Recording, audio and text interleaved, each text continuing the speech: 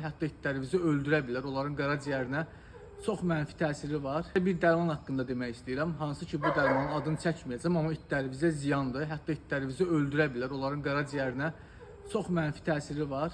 Qiyməti 50 manat üstüdür və təsiri 2-3 ay civarındadır.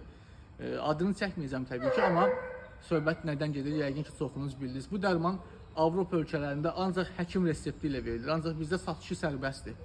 Bunu vermək olmaz. Çünki həm qurda əsasən bit-birəyə qarşı təsəvvür edin, tabletkanı it qəbul eləyir və onun dərisinin üstündəki bit-birəyə gənə ölür. Yəni bu nə deməkdir?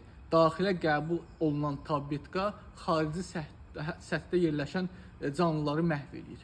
Təbii ki, bu artıq itə yüksək dozda zəhər deməkdir.